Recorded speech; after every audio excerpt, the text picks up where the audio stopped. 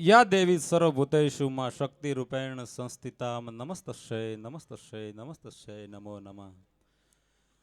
વિઘ્નેશ્વરાય વરદાય સ્વરૂપાય લંબોદરાય શકલાય જગજીતાય નાગાનનાય શ્રુતિ અગ્નિભૂષિતાય ગૌરીસુતાય ગણનાથ નમો નમસ્તે.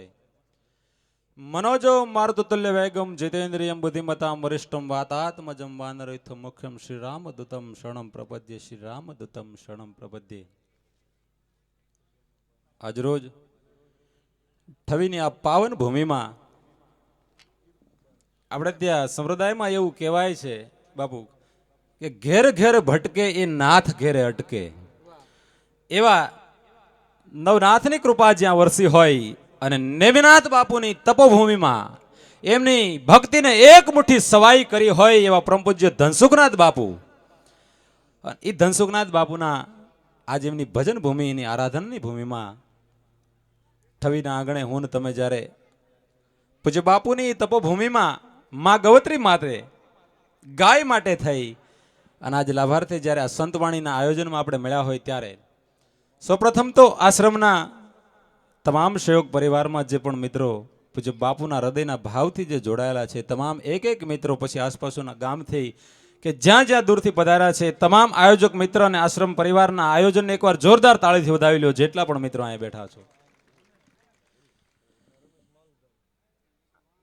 એવા જ્યારે બાપુની આ ભજન ભૂમિમાં જ્યારે આજની રાત ભાવથી એવી સંતવાણી કરવી છે ત્યારે એ સંતવાણી, અને જો કે આજ હું એક માફ કરજો ડાયરો શબ્દ નહીં વાપરું, કારણ કે આ ડાયરા અને સંતવાણીમાં બહુ જમીન આસમાનનો ફરક છે સાહેબ. કારણ કે હું ઘણીવાર જો કે આમ કલાકાર છું ડાયરાનો, પણ કલાકાર એવું કહેવાય કે પાણી જેવો હોય જ્યાં જાય ભળી જાય. કારણ કે ડાયરા આજે એને દેકીરાનું પ્રમાણ આપી શકાય, પણ આજે સંતોની જેને વાણી કહેવાય 15 અને 16ના સૈકામાં જે સંતોએ મને તમને વાણી આપી એમાં અખા ભગતનો બાપુ રામદાસ બાપુ એક બહુ સરસ છપો છે અખા ભગતના, એમાં કીધું છે કે આ તો સંત વાણી, આમાં હવ કોઈ આવે. અહીંથી જે પણ શબ્દ પૂજ્ય રામદાસ બાપુ દ્વારા, એવા સમર્થ લોક સાહિત્યકાર માયાબા આહિર દ્વારા એમના મુખેથી જે પણ વાણી પૂજ્ય બાપુના ભાવથી, પૂજ્ય બાપુના આશીર્વાદથી એના મુખેથી જે પણ વાણીનો પ્રવાહ વસે એ ભારોભાર સાહેબ એ શબ્દને બ્રહ્મ માની શકાય એવી આજની વાણી હશે. કોઈ વેખલી વાણી કે કોઈ પછી એની અંદર બેહુદી વાણી નહીં આવે. કારણ કે આજની જે વાણી અહીંથી થવાની છે સંતોની તપોભૂમિ છે અને સંતોની સામે એનું આરાધન કરવાનું છે. એટલા માટે કહું છું કે આ તો સંત વાણી, આમાં હવ કોઈ આવે, કોઈ હુવે અને કોઈ જાગે. આ તો ઘેરામાં ઘા મારીએ, કોઈને વાગે ને કોઈને નોય વાગે. આ ઈ સંત વાણી છે સાહેબ. પધારો તમામ મિત્રો. પૂજ્ય બાપુના ભાવથી અને આમંત્રણથી અહીંયા જે પણ મિત્રો હાજરી આપી છે બધાને ખૂબ હું અહીંયા આવકારું છું. મંચ ઉપર જે આજે મેં કીધું એમ સંતવાણી આરાધકો મેળા જેમનો મારે પરિચય આપવો, સંતવાણીની દુનિયામાં જેમનો પરિચય આપવો એ મારા ગજા બારની વાત છે. કારણ કે હું ઘણીવાર એકવાર મારા કાર્યક્રમમાં એક વાત કહું છું કે તમે રામચરિત માનસના કોઈ પણ વક્તાનું લિસ્ટ બનાવો ને રામદાસ બાપુ, તો એમાં મોરારી બાપુનો પરિચય ના આપવાનો હોય, પોતે એક એનો પરિચય છે સાહેબ. એનાથી આગળ હું તમને કહું કે વર્તમાન સમયમાં યુવાનોને જો ક્રિકેટનો શોખ હોય તો દુનિયાના ક્રિકેટરો ભેગા થયા હોય ત્યારે સચિનનો પરિચય ના આપવાનો હોય સાહેબ.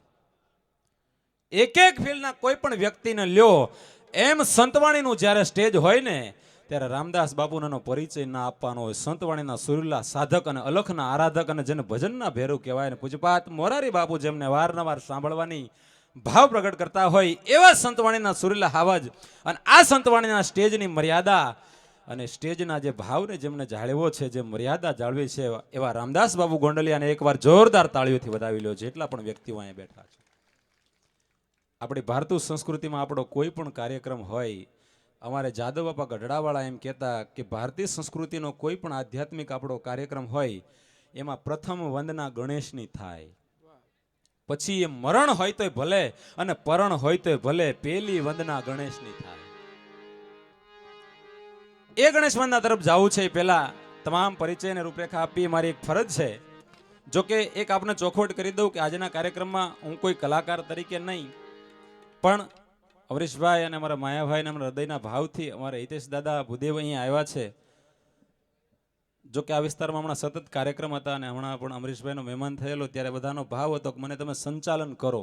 જો કે આ વિસ્તારમાં જ્યારે અહીંયા કથા હતી અમારે વાસુરભાઈ સૈડા દ્વારા, ત્યારે શૈલેષ મહારાજ સાથે મારો કાર્યક્રમ હતો. પણ આજનો કાર્યક્રમ હું જો કે આવ્યો હતો પણ બાપુ સાદા ડ્રેસમાં, પણ મને કીધું કે તમે સ્ટેજ ઉપર બેહો. જો કે અહીંયા આયોજકો પણ એ રીતે ભાવથી આજે મને અહીંયા રજૂઆત કરવાનો જે મોકો મળ્યો છે એ મારું સદભાગ્ય છે સાહેબ. બાકી અમુક અમુક મંચ મેળવવા એ સદભાગ્ય હોય એવો મને પણ અહીંયા જે ભાવ, અહીંયા મારું ભાગ્ય એમ કહેવાય કે મને અહીંયા આજે રજૂઆત કરવાનો પણ મને મોકો મળ્યો. તો પૂજ્ય રામદાસ બાપુને જેટલા પણ મિત્રો બેઠા છો ફરીવાર આમ એકવાર ખરા અર્થમાં આમ જોરદાર તાળીઓથી વધાવી લો. રામદાસ બાપુનો અહીંથી મેં રજૂઆત કરી. ત્યારબાદ એવા સમર્થ લોક સાહિત્યકાર જેના નામનું મેં કીધું એમ લખાણ કે વખાણની જરૂર નથી, એક માલધારીનો દીકરો આપણા વિસ્તારનો અને આપણા એમ કહેવાય આજ ગુજરાત નહીં, ગુજરાત ભારતના તમામ રાજ્યો નહીં, ભારતના સીમાડાને વળોટીને લંડન અમેરિકા તમે જાઓ સાહેબ, એ દેશના વિસ્તારના એ દેશના લોકો આપણી ભાષા પણ ન સમજી શકે છતાં એના ભાવથી એના નામમાં એમ કહેવાય કે માયા એટલે સ્નેહ અને લાગણી. અને દેશ વિદેશમાં જેને સાંભળતા હોય એવો આહિર કુળનો એક જવાન કે જેને એમ કહેવાય કે 7-8 દેશના પ્રવાસો કરીને આપણો માલધારીનો દીકરો અને થોડીક વારમાં જ અહીંયા હાજર થાય છે. ભલે આવ્યા નથી પણ અમારા માયા હતાને એકવાર જોરદાર તાળીઓથી વધાવી લો. મંચ ઉપર જે સાજિંદા મિત્રો ઉપસ્થિત છે એમનો પણ પરિચય આપી દઉં, કારણ કે એ અમારી નરુભાઈ અમારા સુરતના, જો કે મને થોડુંક આમ માફ કરજો પછી ખ્યાલ આવ્યો, અમારા સુરત વિસ્તારમાં અમારા કાર્યક્રમો હોય ત્યારે અમારા કલાકારની અડધી ચિંતા દૂર કરી દે.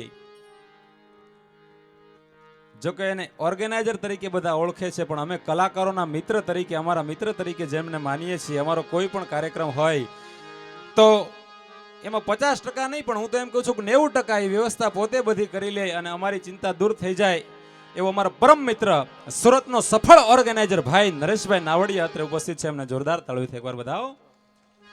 મંચ ઉપર જે સાજિંદા મિત્રો છે એમનો પરિચય આપી દઉં, કારણ કે સાજ ઉપર જે મિત્રો સંગત કરે છે એ સંગીતકારો પણ એવા છે. ત્યારે તબલા ઉપર સંગત કરે છે. આ તબલું છે ને, હું ઘણીવાર એક વાત કહું છું નરેશભાઈ કે મરેલા ઢોરનું ચામડું છે પણ એની ઉપર થાપ પડે ને તો એ મરેલા ઢોરનું ચામડું છે. ઘણીવાર ઘણા સાહિત્યકાર બાપુ એમ કહે છે કે ઠીકરી નચાવે. આ ઠીકરી નચાવે એવું ઘણા કહે છે પણ ઠીકરી નચાવે એટલે હું એવું કોઈ એવો એનો અર્થ નથી કર્યો.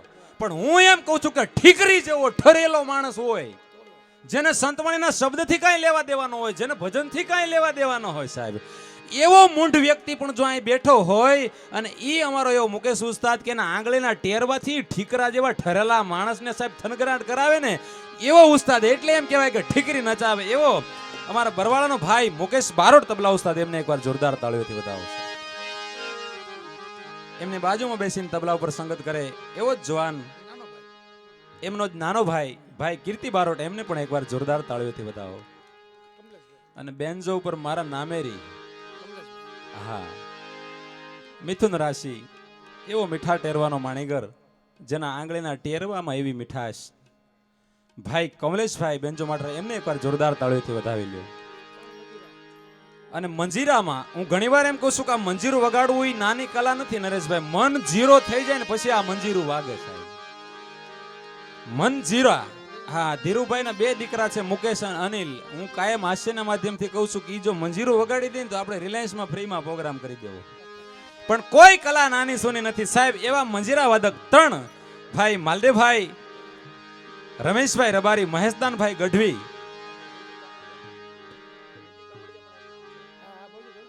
અને વીડી કામળિયા, એવા 4 મંજીરા વાદક ભાઈઓ સ્ટેજ ઉપર છે. એમને પણ એકવાર જોરદાર તાળીઓથી વધાવી લો. અને બીજી આપને એક ચોખવટ કરી દઉં કે ગવત્રીના લાભાર્થી પ્રોગ્રામ છે, માં ગૌ માતા માટે પ્રોગ્રામ છે. અને આ ધરતીમાં આ જગ્યામાં પૂજ્ય બાપુનું ભજન એવું છે કે અહીંથી ક્યારેય લાંબો હાથ કે કોઈ કલાકારોને કહેવામાં નથી આવ્યું કે અહીંથી રજૂઆત કરજો. પણ એવી અઢળક ધનરાશિ આપના તરફથી આવી છે. એ દાતાની નોંધ હું બીજા દોરમાં કરીશ, પણ આપના તરફથી જે કંઈ પણ અહીંયા આપને દાન લખાવવાની ઈચ્છા થાય તો અહીંયા મારા ડાબા હાથ ઉપર આપ જોશો ત્યાં એક કાઉન્ટર છે. ત્યાં આપણા આશ્રમ પરિવારના સેવક મંડળના મિત્રો ચોપડો અને પેન લઈને બેઠા છે. આપને જે પણ નોંધ 1.25 રૂપિયાથી લઈને 1.25 લાખ સુધી તમને જે પણ મોજ આવે, તમને જે નેમિનાથ અને મંગલનાથ બાપુના આશીર્વાદ, ધનસુખનાથ બાપુના આશીર્વાદથી પ્રાપ્ત થયું હોય ને તમારો ભાવ દાનનો જે પ્રગટ થાય એ અહીંયા આપ લખાવી શકો છો. બીજી એક છેલ્લી નોંધ કે આપને ઘોર કરવા માટે છૂટા પૈસાની જો આવશ્યકતા જે હોય એ પણ આ બાજુથી તમને મળશે. તો રજૂઆતમાં વિશેષ વધારે સમય ન લેતા અમારા શબ્દોને સોને મઢી અને તમારી સુધી પહોંચાડી શકે અને મારો તો માસ્યાઈ ભાઈ રાજુલાનું અમારે શિવ સાઉન્ડ કરશનભાઈ વાળા એમને એકવાર જોરદાર તાળીઓથી વધાવી લ્યો. અને વિડીયોમાં ભૂમિ સ્ટુડિયો ભગુડાથી માં મોગલના સાનિધ્યમાંથી અહીંયા આવે છે, એમને એકવાર જોરદાર તાળીઓથી વધાવો. આજના કાર્યક્રમને કચકડાની ફ્રેમમાં મઢવાના છે. 20-25 વર્ષ પછી પણ આજ આ 72,000નો કાર્યક્રમ 2017નો આપણે જોઈ શકશું. તો તમામ મિત્રોને એકવાર જોરદાર તાળીઓથી વધાવી લ્યો. અને આપની વચ્ચે રામદાસ બાપુ જોરદાર તાળીઓથી જેટલા પણ વ્યક્તિઓ બેઠા છે બધાને એક વિનંતી, પાછળ સુધી છેક સુધી એટલી બધી હજી ટાઈટ નથી તાળી હું કામ પાડો છો? હા, જય